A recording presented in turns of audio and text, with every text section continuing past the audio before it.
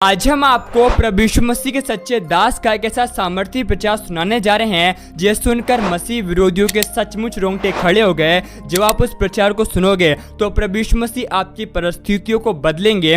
इसलिए आप सभी उस प्रचार को पूरा जरूर सुने। आप सभी उस प्रचार को सुन सकते हैं। आप गालियां देते हो, हमें एलिगेशंस लगाते हो हमारे ऊपर, पता नहीं क्या क्या बोलते हो। पैसे मिले हैं, 1 रुपया नहीं मिला है आज तक।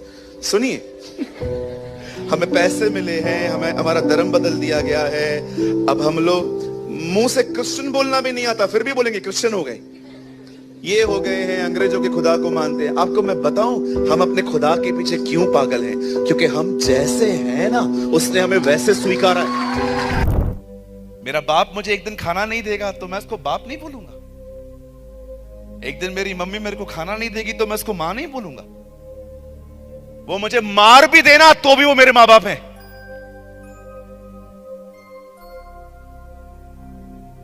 बहुतों का संबंध जानते हो प्रभु के साथ कैसा है? लेन देन पर है। आज एक कलीसिया में जाएंगे, वहां आशीष नहीं मिलेगी, दूसरी कलीसिया में चले जाएंगे, वहां आशीष नहीं मिलेगी, पास्टर बदल देंगे। अरे पास्टर और कलीसिया बदलने से कुछ नहीं होता, खुदा देता है सब कुछ, उसकी तरफ ध्यान देना चाहिए हमें।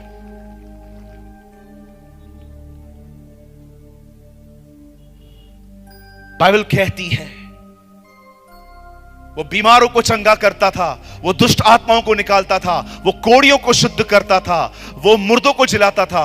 पर आपको पता है उसका प्रचार एक ही होता था, वन मैसेज।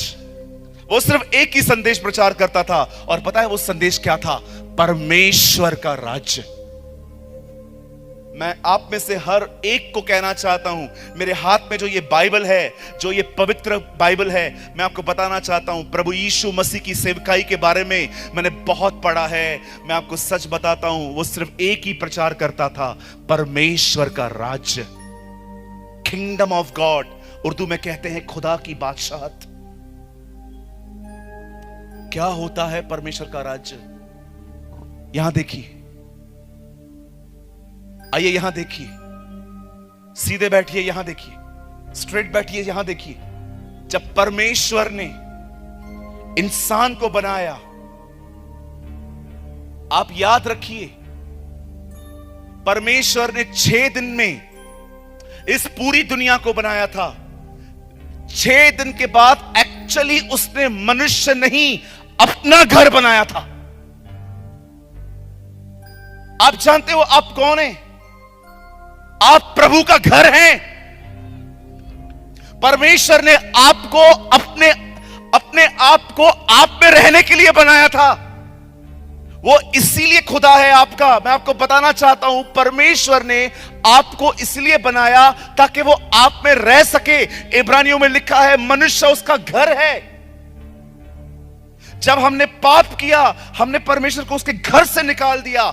इसीलिए यीशु कहता था पश्चाताप करो। इसलिए नहीं कि तुम्हें स्वर्ग जाना है, इसीलिए क्योंकि परमेश्वर का राज्य निकट है। यीशु ये कहना चाह रहा था तुमने पाप के कारण उसे निकाल दिया है, अब अपने पापों से तौबा करो ताकि वो फिर से तुम्हारे अंदर आए और राज्य करे। इसे कहते हैं परमेश्वर का राज्य। खुदा अपने लोगों में वापस लौटना चाहता है। इसीलिए यूहन्ना बपतिस्मादाता ने प्रचार किया था, prepare the way of the Lord, प्रभु का मार्ग तैयार करो। कौन सा रास्ता? ईमानदार बनो, अपने पाप को मान लो ताकि वो फिर से तुम्हारे अंदर आ सके।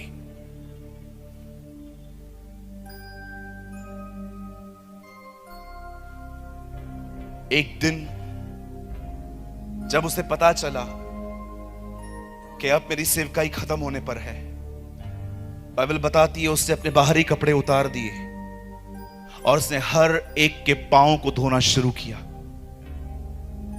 पांव को धोने के बाद वो एक जगह पे चला गया जिसका नाम था किद्रोन। उसने वहां पर कई घंटों प्रार्थना की। प्रार्थना करने के बाद कलाम कहता है वो गत्समनी बाग में गया जहां पर वो प्रार्थना कर रहा था। अचानक वो खड़ा हो गया। उसने अपने चेलों को कहा मेरे पकड़वाने वाले आ गए। और जब उन्होंने उसे पकड़ा, खुदा का पाक कलाम कहता है उन्होंने उसे मारते मारते वो उसे ले गए। उसकी दाढ़ी खींच के उसको ले गए। बाइबल बताती है उसके पीठ पे इतने कोड़े मारे गए, ऐसा लग रहा था कि उसकी पीठ पे जैसे जमीन पे कोई हल चलता है, जमीन वैसे हो जाती है। बाइबल बताती है उसकी पीठ ऐसे हो गई थी। उसे इतना मारा गया, मैं आपको सच बताना चाहता हूं, शायद आप माने या न माने, लेकिन this is a fact, this is a truth. ये सच है, ये हकीकत है कि जीसस को इतना मारा गया था क्रूस से पहले ही कि विद्वान कहते हैं 60% मौत उसकी क्रूस पे चढ़ने से पहले हो चुकी थी। पता है विद्वान ये क्यों कहते हैं, स्कॉलर्स ऐसा क्यों कहते हैं? क्योंकि जब यीशु के ऊपर लकड़ी दागी गई थी कि उसे उठा, वो इतना कमजोर हो गया था कि वो लकड़ी नहीं उठा पा रहा था। पता है क्यों? क्योंकि बाइबल बताती है मनुष्य का प्राण उसके लहू में है। यीशु के पूरे लहू को निकाल दिया गया था, इसीलिए वो वीक हो गया था। उसे इतना मारा गया था, उसे इतना पीटा गया था। हम तो लोगों के लिए भविष्यवाणियां करते हैं खड़े होके, आपको ये मिल जाएगा, वो मिल जाएगा। लोग यीशु की आंखों पे हाथ रख के उसे मार रहे थे और कह रहे थे भविष्यवाणी कर, तुझे कौन मार रहा है? आपको पता है आपको बचाने के लिए क्या कीमत चुकाई गई है?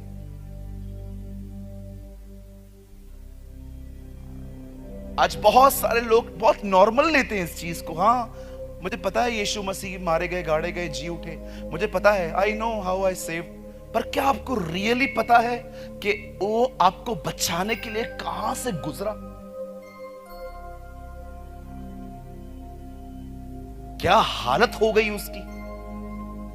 यशाया कहता है जब हमने उसकी तरफ निहारा, वो इंसान की तरह नहीं लग रहा था। यीशु के चेहरे को इतना बिगाड़ दिया गया था कि यीशु पहचानने में नहीं आ रहा था कि ये है कौन। आप पढ़ सकते हो, यशाया में लिखा है जब हमने उसकी तरफ निहारा तब उसकी शक्ल इंसान की तरह नहीं लग रही थी।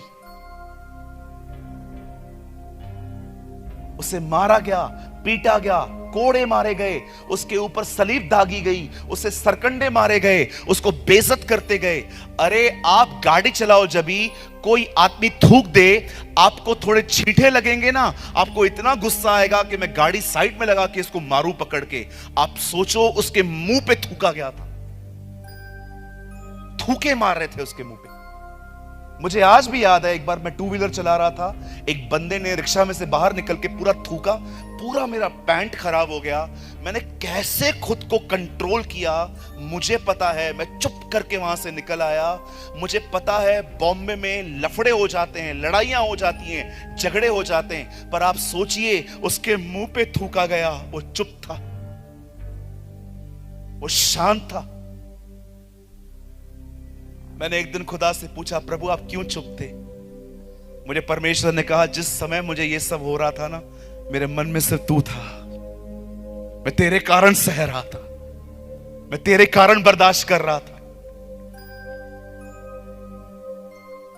आई डोंट नो आप में से कितने लोग हैं जो सच में उसकी सफरिंग को समझते हैं। मेरी बहन, अपना खून देके तुझे पाया है उसने। मेरे भाई, अपना खून देके उससे तुझे पाया है। उधार इतना महंगा है कि खुदा को उसे देने के लिए अपनी जिंदगी देनी पड़ी। लेकिन हमें महंगा क्यों नहीं लगता पता है? क्योंकि मुफ्त में मिला है। उधार इतना महंगा है कि कोई उसे खरीद नहीं कर सकता, इसलिए परमेश्वर ने उसे मुफ्त रखा है।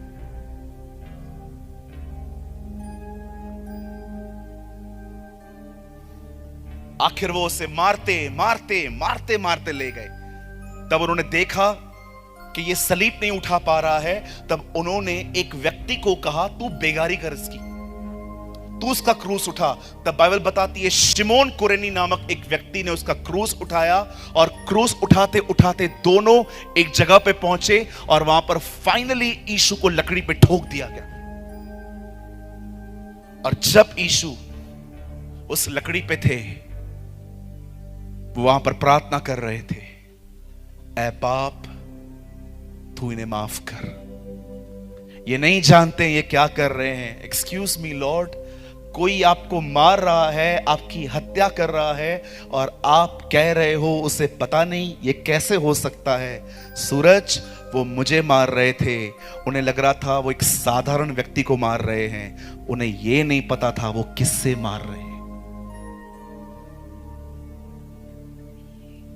अब तब फाइनली बाइबल बताती है यीशु ने ऊपर देखा और कहा पूरा हुआ, उद्धार का काम पूरा हुआ। आप जानते हैं, जैसे ही यीशु ने अपनी जिंदगी, मैं आप में से हर एक को कहना चाहता हूं, यीशु को कोई मार नहीं सका है, उसने अपनी जिंदगी खुद दी है। हे पिता, मैं अपना प्राण तेरे हाथों में देता हूं। मौत उसे नहीं मार पाई थी, उसने खुद अपने आप को दे दिया था। और जैसे यीशु ने कहा, हे पिता, मैं अपने प्राण तेरे हाथों में, मैं अपनी आत्मा तेरे हाथों में देता हूं। मेरे भाइयों, मेरी बहनों, जैसे यीशु ने अपनी जिंदगी त्यागी, आपको पता है उसके मरने के बाद पहला काम इस दुनिया में क्या हुआ?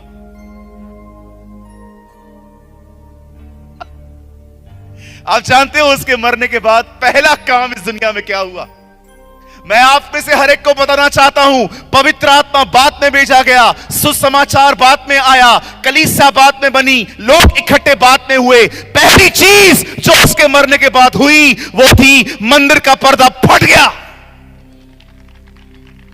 पहली चीज, यीशु इसीलिए आए थे, वो जो पर्दा था वो हट गया और परमेश्वर ने हमारे लिए द्वार खोल दिए। अब उसके लहू से धुलकर हम वापस खुदा के पास चले आ सकते हैं।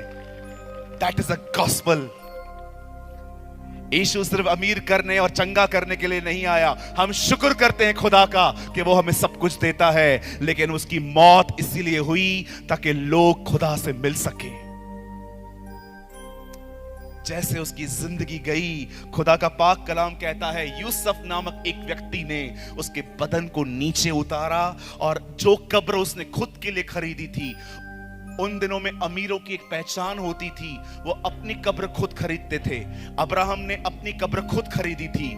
बाइबल बताती है उसने अपनी कब्र, यूसुफ ने अपनी कब्र यीशु को गिफ्ट में दे दी थी। और जैसे ही उन्होंने उसके बदन को वहां पर जाके रख दिया, तीसरे दिन कुछ बहनें जब यीशु के बदन पर सुगंधित वस्तुओं से मालिश करने के लिए वहां पर जा रही थी, और जब वो वहां पर गई, उन्होंने क्या देखा कि कब्र का जो पत्थर था वो लुढ़का हुआ पड़ा था।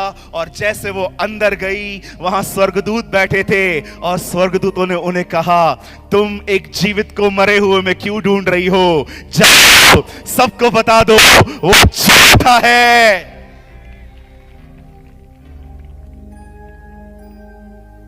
यहां देखिए,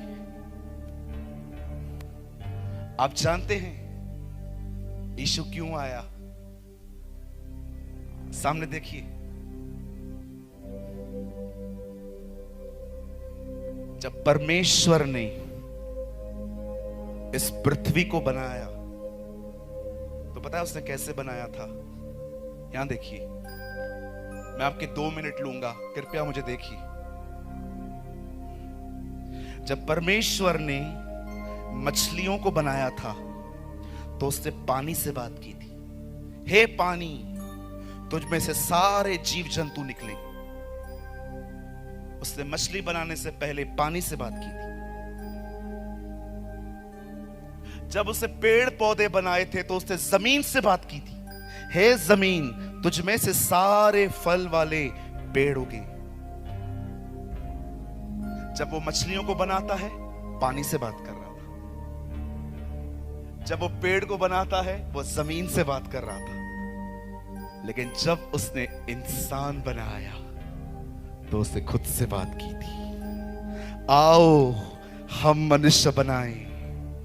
आप जानते हैं, मछली को पानी से निकालोगे मर जाएगी, आप सभी इस वीडियो को भी छोड़ के ना जाए, आप सभी इस वीडियो को पूरा जरूर देखें। जैसा कि आपने वीडियो में देखा कैसे प्रभु यीशु मसीह के दास ने सामर्थी प्रचार को किया और मसीह विरोधियों को जवाब दिया। और प्रभु यीशु मसीह का वचन कहता है सत्य को तुम जानोगे और सत्य तुम्हें स्वतंत्र करेगा। आपको हम बताना चाहते हैं जितने भी मसीह विरोधी हैं जो कि आज प्रभु यीशु मसीह के नाम का विरोध करते हैं, उन सभी की आंखें इस संसार के ईश्वरों ने अंधी कर दी है ताकि सत्य जो कि हमारा प्रभु यीशु मसीह है उसे ना पहचान पाए। और यीशु मसीह का वचन कहता है मार्ग सत्य जीवन हमारा प्रभु यीशु मसीह है। हमारे प्रभु यीशु मसीह के बिना कोई भी परमेश्वर तक नहीं पहुंच सकता है। और यीशु मसीह का वचन कहता है यूहन्ना 3:16 में, क्योंकि परमेश्वर ने जगत से ऐसा प्रेम रखा कि अपना एकलौता